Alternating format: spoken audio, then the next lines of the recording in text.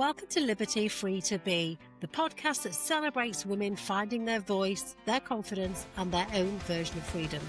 I'm your host, Rachel Peru, speaker, model, storyteller, and a champion of showing up as your most unapologetic self. Each episode, I sit down with incredible women who share the real, powerful, sometimes messy stories that shaped who we are today. So settle in. This is your reminder that you are free to grow, free to change, and free to be fully, fabulously you.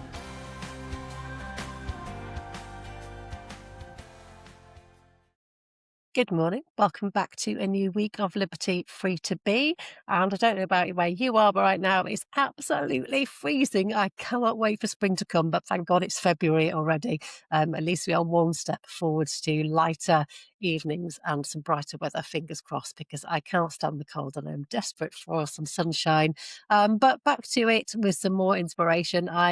Honestly, having these conversations with all these different women has just given me such a boost to start the year, because I just feed from all this inspiration and from all this positive attitudes to making changes to your mindset and showing us all what's possible. So I hope you're getting as much from them as I am. And this week's guest is going to be no exception. I first came across Lise Thorne on Instagram probably about a year ago now, and have watched her blossom and bloom on Instagram, and her social media is creating quite a storm. She uses her no-nonsense approach to showing life as it is, with some humour and humility. And she has such a great attitude towards body confidence and the joy of moving at all stages and all shapes and sizes. And she's a breath of fresh air on the platform. So I can't wait to find out more about Lise Thorne and also her social impact work, because she does some fantastic work with the Welcome Home Project to help and support and empower other women. So lots to talk about this morning. Grab a coffee and enjoy. So finally we meet online. Lise, how are you doing? Oh, I'm so good. Thank you, Rachel. Thank you for having me. I'm so excited. I was just saying, I've followed you for so long and watched you for so long and watched your career. And so I feel a bit excited to be here. Thank you. And we've both got the red memo this morning, loving our bright colour. We didn't plan it. In fact, we haven't planned anything, Rachel. You just said, will you come on? And I went, yes. I know. We're going to have such a great conversation. I'm properly giddy about today's talk. For anybody that doesn't know the work that you're doing, Lise, how do you describe what you're doing? Because you wear lots of different hats, really, don't you? Yeah, I do. I think my most important hat, or the thing that kind of pulls it all together, and I'm never really sure what I'm doing from one day to the next, but I think the most important thing for me is midlife women. I love midlife women. And yes. I love how we show up.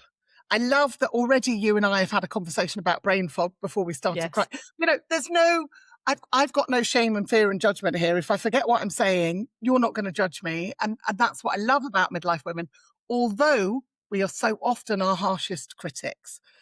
And yes. This is what you stand and fight for. But it's for me, there's a love of midlife women. There's a love of women. I think we can do magical and amazing things. And I think we've got to rise up. And in order to do so, we have to kind of drop the shame, fear, guilt, judgment that we hold. Some of it from motherhood, some of it not from motherhood. I've got, so on Instagram, I'm walking this way. That's my little corner of the internet.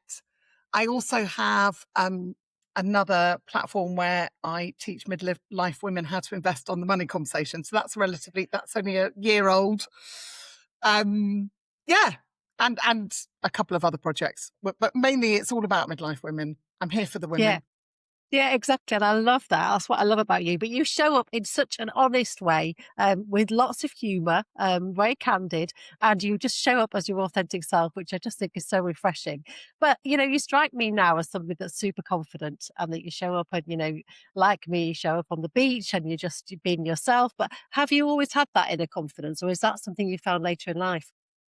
God, no, definitely haven't. And so my big change happened about 10 years ago. I said yes, and it really changed my life. So it was just before I was 40.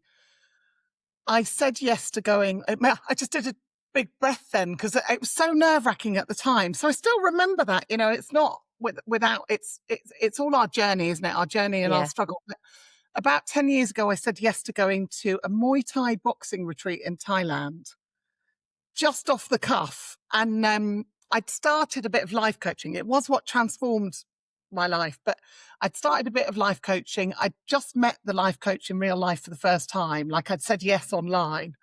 And he said, well, I don't suppose you can come to Thailand in 2 weeks' time or 3 weeks' time. And I had a 3-year-old at the time.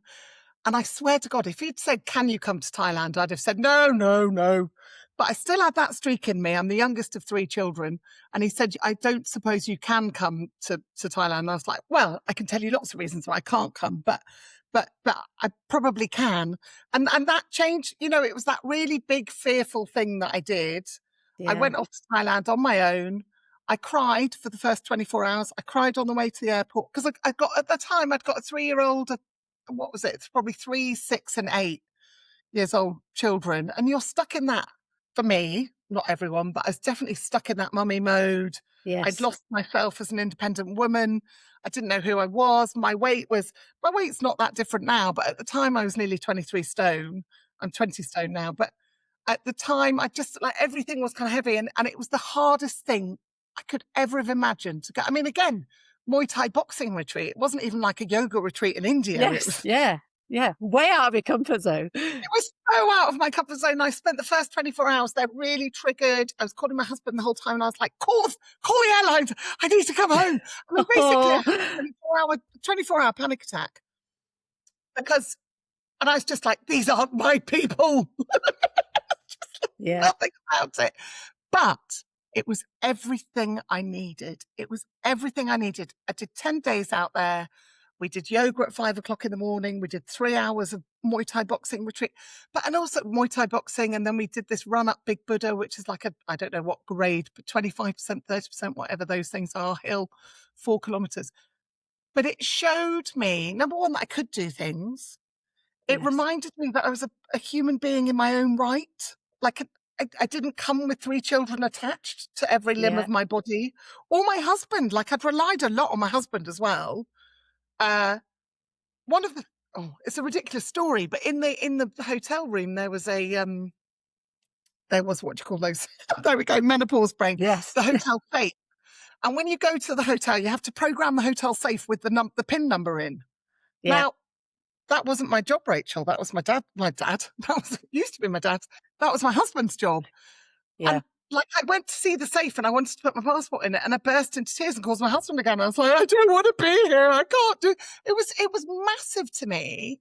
And I look back at that woman and I have a lot of empathy and kindness for her because that's who I was, full stop. But it introduced me to movement. So I gained Yes. movement from that retreat. I realized it didn't matter that I was 23 stone. I could still do things at my own, a Muay Thai boxing 3-hour class, you'd think, in whatever 100 degrees heat. That's not what you picture as the thing that a woman of 30, well, I was 39 at the time, 39 and overweight would go and do. Everything is modified for everyone, everywhere, wherever you go. There's a space for everyone. And so it brought movement into my life, and it was the progression of that movement. So I came home and I did a super sprint triathlon because I was like, hey, I'm going to do this. I've read that. That's so impressive. And I loved it. But a super sprint triathlon, number one, it sounds fast. It's not. It's just the shortest. Have you ever done a triathlon, Rachel? No, I haven't. No. No, I Have you haven't. done a triathlon yet, Rachel, is what I should No, say. that's the right question. I've run a half. The biggest thing I've done is I've run a half marathon. That's it. That's Um, amazing. yeah, but there's still some challenges to be had, but I haven't done that yet. But the triathlon, nobody really understands Nobody, I didn't understand a triathlon until you do it. And of course, I spent hours and hours on YouTube trying to work out what was supposed to be in my transition bag and triathlon bag and, Mm. the right nutrition and the right this and the right that. And that first triathlon, a super sprint triathlon, I was talking to somebody about it today, is you start with a swim, 400-meter swim. Well, most of us can do a 400-meter swim. And I did it breaststroke with my head out of the water. The next thing was a 15-kilometer bike ride. Well, if we can get back on a bike, you can do 15 kilometers. And I did have a basket on the front of my bike and I got off to walk up the hill. This was my first triathlon. And then the run was 4 kilometers and I met a new friend, Katie, on the run. And we walked all the bits where there were no crowd. And then we ran the bits where there were people. Perfect. My kind of running. Yeah. But basically, I might as well have won the Olympics. Do you know, Yeah. in my head, it wasn't as big. And now, that was my first triathlon, and maybe I've done 10 triathlons since. Wow. But now I know I can turn up with a banana in a bag. Like, I don't even need a bag. Yeah. It's like, oh, get a towel and a banana. And I don't walk up the hills anymore, usually, because I don't need to. But that was a progression, and that opened up a whole new world. So I built my confidence from the ground Yes. up. Yeah, Yeah. I completely relate to that, Lisa, because got divorced at 40, and one of the first big things I did was I joined a volunteer trip to Uganda with a bunch of strangers to volunteer in an orphanage, and I'd never done anything like that before, never travelled on my own, and I felt physically sick and cried for the first 24 hours. And thought, what the hell am I doing here? I don't belong here. I'm too scared. I can't do this. What was I thinking? And I'd got 3 young children at home, and I knew they were safe, but actually, like you, it was a game changer for me because I then volunteered every year. I set up my own charity. The knock-on effect, it was about building those bricks of confidence. That's what I always think. It's like building a wall of every time you do something like that, it's like, okay, what can I do next? 100%. And you never know that you don't set out knowing you can do it. No, You set out thinking you can't do it. And it is stepping out of your comfort zone. It is about stepping out of your comfort zone and trying something new and being prepared to fail. I mean, I now think of myself as the queen of failure because I fail so many things. Because now my confidence is weirdly, then I probably failed at less things because I yes, refused to try them. I was too frightened, exactly. Yeah, it held you back. It held you back, and Yeah, low travel is still. I have to say, I'm a bit claustrophobic about aeroplanes and traveling on my own, and I still have an issue with that. I still have an issue, but I'm a woman that likes to travel and I like adventure. So I have to. I did once not get on a plane to India, but that was a different story. But I really push myself because I don't want to stay small. It's like you said. Once you build those bricks, yeah, you won't tolerate the same. I don't want to say lower level of yourself because I go back to that woman, that both of us crying on the way out. We were yeah, so brave. We were so brave to yeah, take that step. But it's a life changer, and I'm passionate about people. It's funny that you say about going out to Uganda and doing a project like that. It's amazing because I talk to people about do a triathlon. Like I'm always saying to women, just do a baby triathlon, and the same about just go out, even if you're not going out to Uganda to build which that's quite a big deal. But yeah. even if you go on a yoga retreat on your own in Dorset, it doesn't matter where it is. It's starting that journey of you being, I think, being on your own is a good thing. I think that's just that little bit of time out of where your normal structure. I mean, clearly, if you just divorced Rachel, that was a hideous time as well for you. I mean, so much going on. Yeah, it really was. It was a real roller coaster. It was a mixture of there were lots of guilt because it was my decision to leave, but it was also that time of reconnecting with myself because I'd been with my first husband from age 16 to 39, and it's like, who the hell am I on my own? What do I like to do? Who am I? What am I capable of? So it was a real learning curve, and I think it took me about 10 years to figure it out. I think I'm still figuring it out. Oh, same. And I'm now 10 years in, so I'm now 49. And it's interesting because I was 39, you were 39. Yeah. It was for me, it was a couple of weeks before my 40th birthday. And Rachel, how old were your kids then? They were 7, 5, no, 7, 9, 11. Yeah, that's brave. It is brave. You see, I've seen a lot of women when their youngest gets to about 4 or 5. When the youngest gets to 4 or 5, it's almost like we've just got one breath or extra space there. I mean, it's not really space, is it? When you've still got 3 children like that, Yes. there's a crack of light and you're like, oh no, I can't carry on being this. Yeah. This isn't Yeah. fair. No, it's amazing. But that started my confidence. That massively started my confidence, and the movement thing. It kicked off, and I am very proud that I've done a half iron and that I've swum 10 kilometers and I've done things like that. I've climbed mountains, but I remember thinking several mountains now. But I remember thinking that I wasn't definitely how we define ourselves as well. Like in my head, can't even speak in my head, how did anyone climb a mountain? That seemed like such a big deal to me when I heard stories or Yes. particularly women who looked my sort of age. How did they climb? How did they do that? And then when you climb a mountain, and Snowdon, some would argue Snowdon isn't a mountain, but it's what we've got.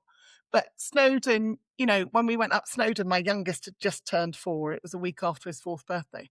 And actually realized that, and I was really, really nervous about that. And it was exhausting. It was a big challenge. But you realize that climbing mountains like walking up a hill and coming back down again. I mean, haven't pickaxed climbed a mountain. Yeah. But it's all those different things. And then, bit by bit by bit, you think, well, okay, now I know what a triathlon looks like. Now I know what a half marathon looks like. Now I know what. And then they stop being these really big, fearful things. And the more that you do like that, the less that's fearful out in the world, I think. That's Yeah. where confidence comes from.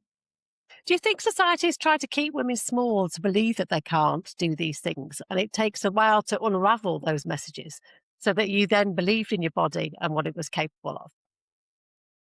I can see the evidence that that is the case.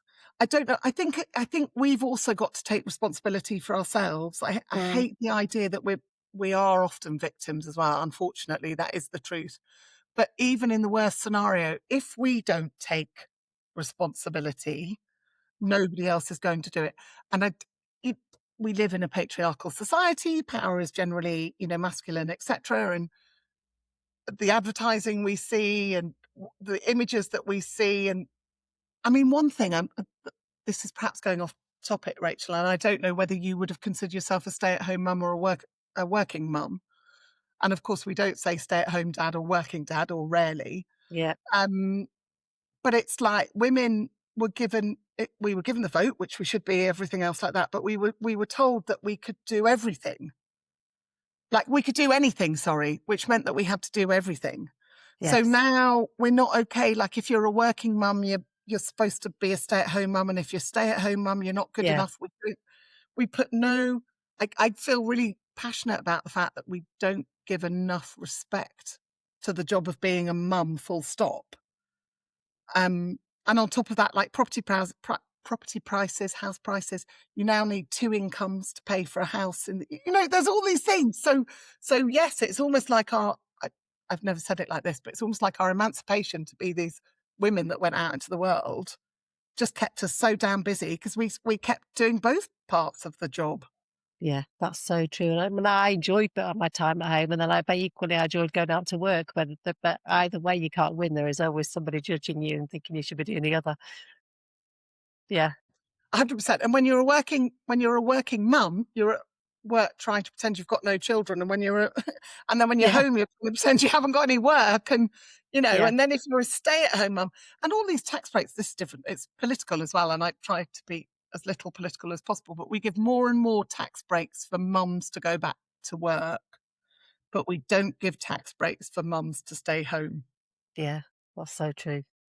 So we're outsourcing, we're just not, we don't give, and there's a word in my head, Rachel, and it's gone, but we just don't give enough kudos, it's the wrong word, but to women and all that we do, wherever we do it, however we do it. And so I suppose my short answer is yes, that has happened, but now it's our chance or our choice how we respond to that, I suppose. Yeah. And that's that word, isn't it? Choice. And it is about choices. And so when it comes to you and your body confidence journey, has that been a conscious choice then to change your mindset and embrace your body and say, do you know what? I am good enough just as I am. There might be changes I want to make to my lifestyle, but as I am today, I am worthy, I am good enough. Or have you always felt like that? No, definitely 100% a choice. And Mm, I have to remind myself often, and I have yeah. to, it's not that I wake up. I saw one of your posts recently, Rachel, and you and friends were being models in shop fronts, and Yes. I oh my goodness, and it gave me like, it made, in a good way, the hair stand up on my arms. I was like, oh my God, that's amazing. And I would love to do that, and I would do it. But even that makes me, I'll go in my underwear on Instagram, which feels a bit like there's a screen. And I was like, Yes. oh, could I do it in a shop? When I would. And Yeah. I've been naked in public as part of naked photo shoots. So I've done the equivalent, but that was like 5 o'clock in the morning. So slightly different. But you, I don't wake up. I don't wake up every day body confident. I definitely don't wake up and think, oh, I'm so beautiful. It's like I have to remind myself sometimes. And sometimes I'm not body confident. Sometimes I'm body accepting. You know, Yeah. it's it's And that like, seems much more achievable to me. I think there is less pressure put on yourself to have that body acceptance rather than striving for body confidence. Because in sometimes when I talk about body confidence, I'm conscious that it almost feels like that's another pressure for women to attain that. Whereas self-acceptance, the body acceptance is a bit more realistic, I guess. yeah, and body confidence, it almost sounds like it's another job you've got to do, as Yes. opposed to just be Yeah, like, okay, we're exactly. here, you know. And Yeah. for me, going on about my knees, because my knees are not happy with my size, you know, my knees hurt, and I want to solve that, particularly because I like movement and I like triathlon. So it's okay for me to be okay, because ultimately, what's the opposite of body confidence or body acceptance? Body hating, body Yeah. dislike, Yeah. body Yeah. dysmorphia. But none of those, again, we have choice, and it's better not to be a victim and feel like something's done to us. So if we choose the positive version, we can go out and do more things. And if we sit in the negative or sit in the mud the whole time with it, we don't we won't get anywhere. Yeah. But it's tough for me, Rachel. And you know, I've tried the weight loss jabs and they didn't work for me. I I can see, especially on Instagram, where you know I hang out a lot. You might hang out there less Mm. these days, but you're there. Yeah. Like, I can see on Instagram all these people getting super skinny quickly, Yes. Yeah. and that's, they say, "Oh, that's the opposite of the body confidence movement," but I'm considering whether I would take them again because for health Yeah. reasons, Yeah. and I have no desire to be a size 4 or a size 6. I don't, for me, that would, I don't, you're quite, Rachel, you're quite tall as well, are you? Yeah. I'm 5, just under 5'8". Yeah. Okay. So I'm 5'10", 5'11". I don't, I I wouldn't work in a tiny No. body, nor would I ever be there. I think even with the most successful weight jabs in the world, it's not going to work for me. I just adore my food. But I I can see that that's another pressure for people who feel, I don't feel I'm being pressurized to take weight loss drugs or not take weight loss drugs. I feel because I'm quite confident in myself, that's my choice for health reasons. But I Yes. can see why a whole load of women would think, well, I'm not okay anymore. Like, Yeah. I should Yeah. quit it.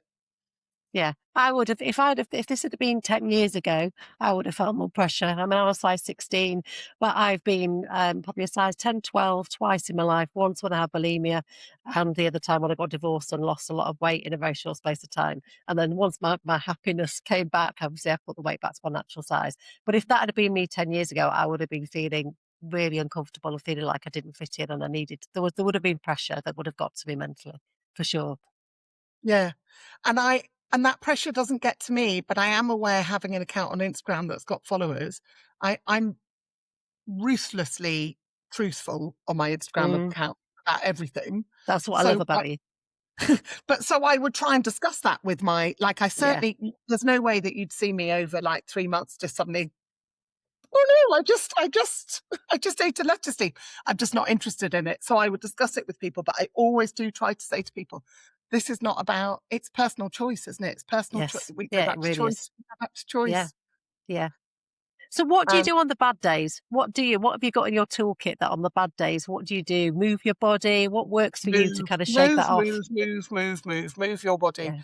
Move, move, move, move, move, move, move. Move your body, and getting outside in nature, even when it's hideous and rainy like it is now. Yeah. Um, I think movement has such a powerful effect on our brain, the endorphins, you know, if you, I've got a rowing machine, and I tell you, sometimes I kind of slump on it. I'm just sort of, you know, drag myself to the rowing machine, and I sit on it and I turn the telly on. I'm like just sat there like, but as soon as I start, like, and sometimes I one-handed pull the weighted thing, whatever you call that, the Yeah. handle one. And I just do it, and I'm like, you know, but as soon as you do it, once you do it, and then you come off there half an hour later and you're a different person. Yeah. And sometimes there's a post once I love, and it was like, sometimes I want to sell my house, divorce my husband, change my job, da da da da da. All I need is a drink of water. sometimes you just Yeah. sometimes you just got to go back to the basics. We know what they Yes. are. We've ignored them for a week or 2 weeks or a month or 2 months or 6 months. So it's like, okay, let's start with drinking a few glasses of water. Yeah. It's so true. Yeah, but at the moment I'm going through. I've got like so many women our age group. My both my elderly parents are not well, so I'm kind of looking after them a lot, and mentally it's draining. And I had noticed that the last 6 months I really hadn't, up until Christmas, I'd done very little movement. I'd really let it slide, and that's been my thing this year. To start the year, I've been going to the gym more. I've been exercising more, not for any other reason, but for my mental well-being. And it has made such a big difference and reminded me how important it is. I feel so much better. I feel more in control of everything, of myself, of my emotions. And you need to do it for yourself. You need to just stop and say, I need half an hour that day just to take myself off and go do something for me. And that's been a lifesaver for me this last few months. And I think there's two things that I would say about that. So when I started my Instagram account Walking This Way, we were training for a long walk, actually. That is why it's called Walking This Way. But I kind of just did every single day, I did hashtag move every day. And one of my bits of advice to people is, and I have like what's called the bedtime backup squats. So, like, if you've done no movement that day, do 10 squats before you get into bed. And I've fallen into bed before exhausted and I think, oh, I've done no movement today. And I'll get up and it doesn't matter if you miss a day. Like, always be nice to yourself. The answer is always be nice to yourself, however it is, and reframe everything as, in a good, positive light. But if you move every day and if you put that movement in a way that it suits you. Like, you could decide that if I've hoovered the house today, I've moved every day. It isn't a triathlon. It isn't, a rower or something. But so number one, I say to people, move every day. So don't allow there's no exceptions on that. On a Yeah. Saturday, you can do 10 squats. You didn't do half an hour like power walking, but you did 10 squats and you've done it. And the second thing about that I have, as we were just saying, completely forgotten. This is what happened to me yesterday as we were talking about it. I was on a podcast with somebody and I completely forgot what I was talking about. Just went. I just know, it's just like, what was it? It's like, well, number one is move every day. And the other one I have, move every day. No, it's gone. It might come back Yeah. later, but It might come back, but if not, we move on. That's just how it is. there you Changing go. direction slightly, because you are all about empowering women, and it's not just around the body confidence arena. You're also empowering women by the money conversation that you're having with people, and that's another conversation that I think women shy away from quite often. I know when I got divorced, I was financially invisible because I had my choice at the time. Naively, kind of let my husband take over all the finances. Didn't really have anything, to show for it. So when I got divorced and it was just me, I was financially invisible when it came to everything, really. And it's taken me a long time to build that up. So, what is the money conversation all about? It is literally about empowering women around money and finance. Mm, And that kicked off. I did the same, well, similar thing to you. A lot of women and entrust their husbands. And often it's not the husbands are bad or whatever, but like you said, if there's separation or loss or, bereavement, women are left like they're decades behind because it takes so long to kind of crawl back from that. In my case, when the kids were younger, my husband and I, we both had £30,000 in savings, almost identical from our working career. And at that point, we've got two children. And I said, what we're going to do, we need to make sure that we've got this pot of money. Like, it was a sort of safeguarding in my mind that we had children and we now needed money, not pension, just to be okay or to look after our children. And he said, well, we should put it in a stocks and shares ISA. And I remember the conversation. I was like, what? I'm not doing that. It's too risky.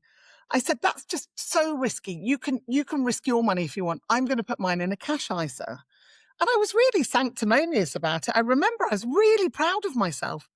Anyway, for the next sort of 10 years, I was still really proud of myself. Every time I had money, I'd squirrel it away. I would put it into my stocks and shares ISA. I would save. I was doing everything I could. When Martin Lewis would announce a new interest rate somewhere else in a stock, I'd move it. I'd do all the form filling and move it across and do all of that. And then a couple of years ago, I wanted to do this project. And I said to my husband, right, it's time. We've built up some savings. We've got some money. We've got a job. We, own a significant portion of our house. I can spend that money now. I can use that money to do something else and do good. And I'd asked him a couple of times over the years, and he'd said, "Oh, I don't really know how much it is," or maybe he'd answered me and maybe I wasn't paying attention.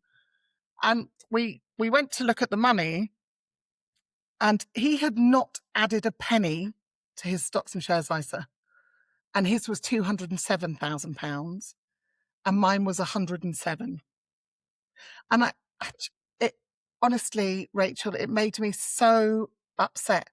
And I was just like, "That's ridiculous." Number one, I was like, "Why didn't you tell me?" And Mm, possibly he tried to. Possibly we wouldn't still be married. But also the language around it. Women, we have fear and shame and judgment, around it, yeah. thinking, "Oh, I sound I'm too stupid to even ask the question." Yes. And and sometimes we might try asking our husbands and they give us answers that we don't understand, and it turns into an argument or whatever. But usually we don't, and I'm being very, husband, wife, whatever. But and it it kind of brought about in me, I was like, "This, I've got to tell everybody about this. I've got to tell people how easy it is." Because once you unpick it, so I was like, "Right, I'm going to part that." I went on, did another project for a couple of years, and then I was like, "Right, now I'm coming back to this." And actually, the money conversation has been going for a year. So over that time, I've learned more and more and more, but clearly. And I started my own stocks and shares ISA in, just trying to think. Well, I started the first one in one account. I've got two because as we've gone through the money conversation, I find out new platforms that you Yeah, can I'm use to sure. invest. But it's like the one that I opened up a year ago is about 28% up. In the money, you'd never get that in savings. You wouldn't get No. that in a savings account. There isn't a savings account. And yes, it is. I am loath to say it's not risky because it is risky. It's risky in particularly now, and I always have to say this to people, there is a good chance that the market will now go down. So when you're investing in the market, and every 10 years the market takes a significant drop, and we're due one. We are due one. But nobody has a crystal ball. Nobody understands how it will go up and down. When he who shall not be named, who's the president of the US, Mm, uh, announced his tariffs, it dropped by 20%. yeah. But within about 3 months, it was back up again. It had grown further. So there's sensible things that you can do that sit well with women. Like we should have an emergency fund that covers us for enough months in some form of the highest form of savings account that you can find, so that if the market drops, you're not what's called a forced seller. Yeah. But historically, and although I'm not a financial advisor, so I don't have to say it, but I will say it anyway, historic things don't mean that it will carry on forward. But although historically the market has always gone up, so we can, if men, this is all the gender gap, the gender pay gap, the gender Yes, finance, yeah. gender wealth gap. It's a lot of this that men have been sitting around talking about this stuff, whether it was withdrawing with cigars in the withdrawing room or wherever, or in the dining room when Mm, the women withdrew. Whether it was 100 years ago, men have sat and talked about this, women have not. And so the money conversation, we are trying to encourage a conversation around money. And it starts as basic as we're not worthy, or we don't believe, going straight back to the body image yeah. and where we Yeah. are. Um, it starts around worthiness, and then it's around very simple things to learn how to invest. It's not complicated when you know the basics. And how can people follow you on that? Is it the Money Project on social media? The Money So Conversation? it's the money conversation. Annoyingly, it's Yeah. the not money conversation on Instagram. And Yeah. we put a lot of stuff out there. And if you look at the power of compounding, interest growing or interest, you'll see the difference, like that 107 to Mm. 207. I'll Um, share the links in the show notes about that because it's really Thank interesting. I you. should start following. And the other thing I was just going to quickly say, Rachel, is that often we entrust that to somebody else. Yes. And we entrust professionals. And I'm not saying one would be better off. One is usually better off investing even via a professional than doing nothing at all. But the negative effect of those fees that we never understand, because again, we don't ask the questions. The fees are often hidden. There's like 5 lots of management fees, fund fees, buying fees, selling fees. And I'm going to say one quick story, which I don't say in public that often, but I will say it here. Um, my mum and dad, we took over their finances via power of attorney fairly a couple of years ago, and they were in a managed stocks and shares ISA. So there was a human being buying and selling stocks within their ISA.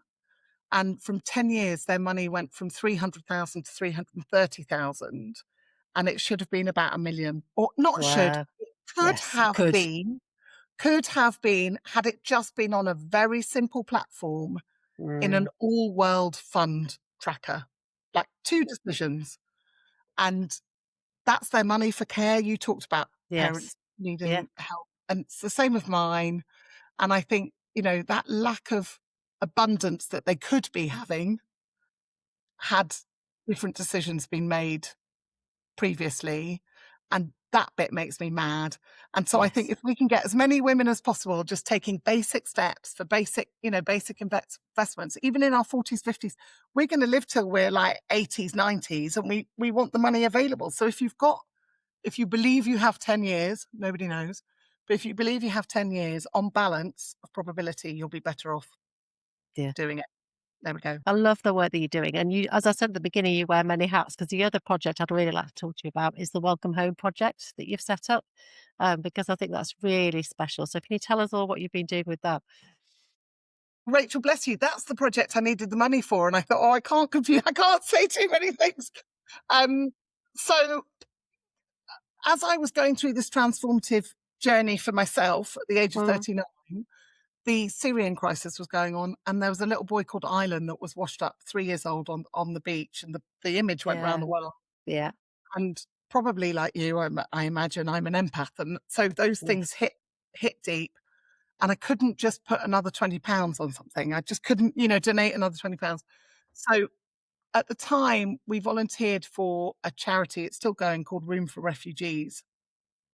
It's based in Glasgow, and they run a host network for people to host homeless refugees in their house. Mm, If you've got a spare bedroom. So a bit yeah. like, the precursor to the Ukrainian scheme, Yes. um, which, funny enough, Room for Refugees would have run much, much better than the government, but that's probably no surprise to anyone. Um, but Room for Refugees, so we started hosting single mum families in our house Mm, in about 2016, 2017. And at the beginning, it was really scary, like everything out of our comfort zone. And yeah. my Yeah. husband and the kids were young, so we said we wouldn't host men. So that was why it was always families. And we made the decision, as long as our children were safe, we kind of came to the conclusion, right, if we came home one day and somebody who'd got a key to our house had cleared it, we came home and everything was gone, would we be all right? And we decided that as long as our children were fine, we'd still have the house that was still standing. And Yeah. we were like, yeah, we can cope with that. And once we'd made that decision about what the worst was the worst, then it was fine. So we housed about 7 families over maybe 8 years. And so my children grew up with families from all over the world, actually. Yeah. I mean, what an amazing experience. It really was like the world came to us. We traveled around the world in 2018, but almost, because before that, the world had been coming to us, and we were so used to other people's cultures, and it was difficult at first, and we couldn't understand people, or we couldn't, people would arrive. Mostly families would arrive at like midnight because they'd run out of, nobody could find anything, and it was an emergency thing. And when we first did it, we thought that people would be here for a night or 2 weeks. And I think the longest family that we hosted, and I will say we did 6 months in our house, and then we'd got a 1 bedroom flat in the business that went empty. So we did it that way. But Mm, that was 2 years for the longest family. wow. Then off the back of that, as I said a couple of years ago, I was like, this is crazy. We need to do something more permanent for more families. So we started the Welcome Home project, and we used the money, my not growing very much ISA money, to buy a property in Southwest London. Mm, And in that, it's a house. So social services generally place mums with us, and it's that emergency time. There's nobody else to go. And they're single mum families with small children. And we provide one of the mums that used to live with us runs that project. Um, wow. so she supports the mums, and actually often we support mums who don't make it into our house as well, because people have my phone number out there and they get hold of me, and the end of it. So she ends up going around London and just helping mums get back on their feet. Yeah.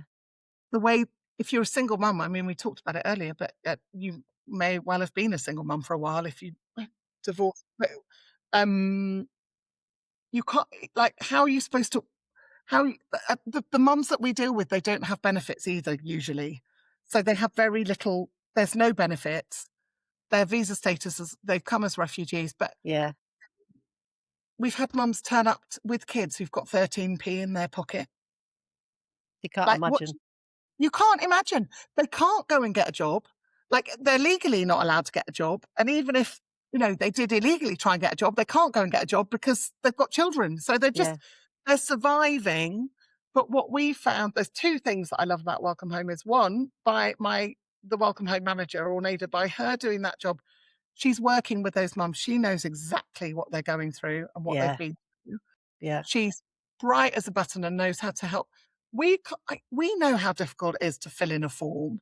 Some of the forms that people have to, they're 20-page forms. And so she just sits, she'll sit with people, she'll get children into the right schools, she'll get people to food banks, she does all of that practical stuff that, to be quite frank, the government or council or social services, they haven't got the time. There's no time, there's no money.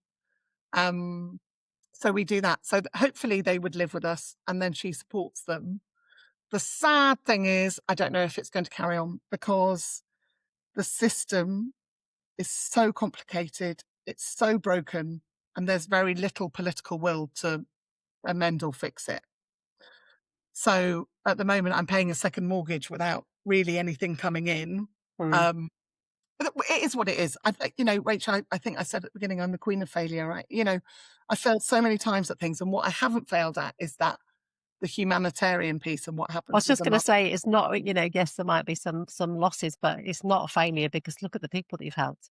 Look at the Yeah, impact that you've had. And it's easy to, what I love about you is it's easy to look at somebody on Instagram and, you are humorous. You do a lot of stuff that really makes me smile and laugh. But there's such a big part of you that just creates such a big impact away from social media that people don't often see enough of. And the work that you're doing is just amazing. So whatever happens with that, you've still got that legacy of all those different women that you've helped. yeah. And Rachel, what I have to say is, for those families that they gave more to us than we ever gave to them. Yeah. Yeah. People don't understand that, Yeah. often it's in the giving that you receive. And I tell you what, I've got more babysitters for my child. I mean, they don't want any babysitters now, but I have Yeah. a world full of, anybody will Yes. babysit or be, and it's not just about babysitting. It's just about what I learned and people people that I've met and how that makes you feel and how grateful. I mean, we all know that we've got to wake up. You say what happens on the bad days, and we're supposed to write our gratitude lists. And there's times we just don't want to write our bloody gratitude lists. Yeah. But and you just wake up and you think, no, I'm good. I'm good. And so we've been very, very, very fortunate. We really have, and I can't, say that enough, because the image that people have, it's a bit like, oh, how could I ever do a triathlon? How could I ever do a mountain? How could I ever have family live with me? But once the reality is never exactly what we think it is anyway. It's much. Yeah, so I'm lucky. Thank you so much. You've honestly, I could talk to you for hours, as always. And I hope we are paths cross in person at some point this year. My last two questions I ask all my guests, and just following on from what we've been talking about, if you were to pay yourself a compliment, what would it be? I'm glad you gave us forewarning, Rachel, because I would have. Um, and that the question there, I wrote it down when I read the email the other day, and I was like, "Thank you, Lisa. You showed up even when it was difficult." Perfect. And my last question, what does free to be mean to you? It was definitely about being the queen of failure. By continuing to not be fearful of failure, that's how I continue to show up, and knowing that the universe is working for me and not against me. Yeah. Thank you so much. And how can people find you on social media? Is it walking So it's underscore this walking way? underscore this underscore way. You couldn't have a worse one. Walking underscore this underscore way. But I'll share all the links in the show notes and everything on social media. But thank you so much. It has been an absolute joy to talk to you today. And keep doing all the amazing things that you're doing and keep showing up for us all. oh, Rachel, thank you, and right back at you. And I can't wait for us to meet in real life. Yes, we'll make it happen. Thanks, Lise. Take care. Bye. I am very aware that I say the same thing after all these conversations, that I could talk to my guests for so much longer because they are making such a big difference, and these conversations have an impact on me as well. So I really hope that you're gaining as much from them as I am. But I love talking to Lisa, finding out about all the work that she's doing. Go and check her out on Instagram, walking_this_way_way. So yeah, go and check her out because it's so important that we support one another. And Lisa's a great example of how she is empowering and helping women in all different areas of her life, not just showing up on social media. And it's, there's such a value to that, and using our voices to amplify and to put women at the forefront of everything that we're doing is just really wonderful. And I love the work that she's doing. So if you don't already, go and follow Lise on Walking This Way on Instagram, and I will share all the links in the show notes. And I've got another great guest for you lined up next week. And if you are enjoying this, I will leave a link behind on the show notes, because maybe you could buy me a coffee. That way you could support the podcast, because as always, everything costs money. I'm self-funding this project. I am really passionate. I believe these stories need to be heard. And by you donating and buying me a coffee will really help support the work that I'm doing, and I will be eternally grateful. So have a great week. I will be back next week with some more inspiration. Thank you so much for listening to Liberty Free to Be, and I hope you've enjoyed this week's episode. If it spoke to you, please don't forget to follow, leave a review, and share with somebody who might need a reminder that they are free to be themselves. You can find me on Instagram at RachelCrew1, and don't forget to follow our growing swimwear brand community over at Liberty Free to Be. If you'd like even more connection and conversation, come and join our free Facebook group, the Liberty Lifestyle Hub, where over 300 women are cheering each other on every single day. Until next time, keep being fabulous.